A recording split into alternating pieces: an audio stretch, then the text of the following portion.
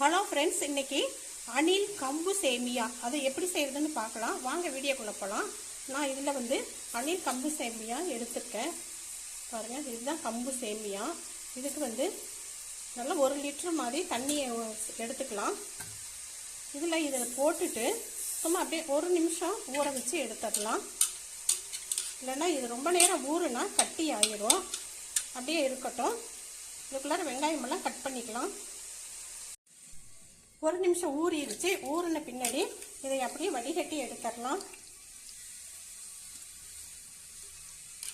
ரொம்ப நேரம் ஊற வச்சிடாதீங்க.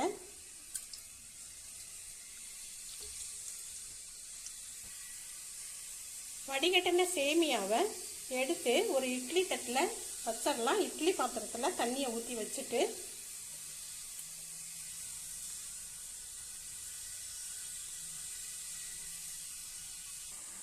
ஊற்றி வச்ச தண்ணியும் கொதிஞ்சிருச்சு. இப்போ தட்டை எடுத்து இட்லி பாத்திரத்தில் வச்சுட்டு மூடி வச்சிடலாம். ஒரு 5 நிமிஷம் வேகட்டும். வெந்த பின்னாடி பார்க்கலாம்.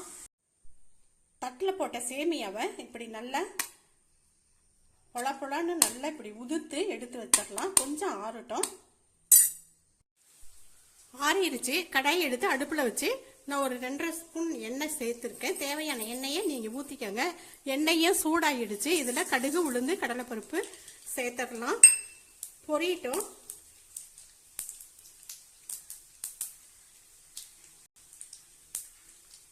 பொரியும் பொழுது வெங்காயம் நல்ல பெரிய வெங்காயமா கட் பண்ணி எடுத்து வச்சிருக்கேன். இதையும் இதில் போட்டு நல்லா வதக்கி எடுத்துடலாம்.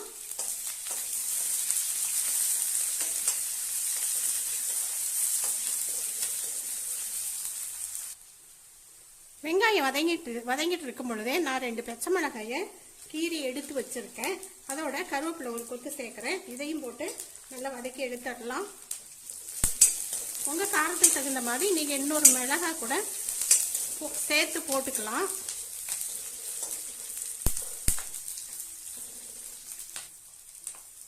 எல்லாம் நல்லா வதங்கின பின்னாடி நம்ம உதுத்து வச்ச கம்பு சேமியாவை இதில் சேர்த்துடலாம்.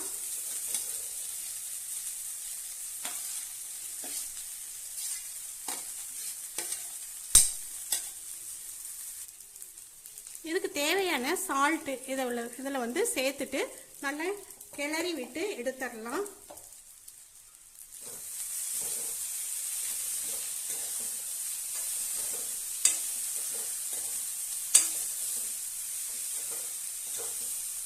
ஸ்டவ்வை இப்போ ஆஃப் பண்ணிடலாம்.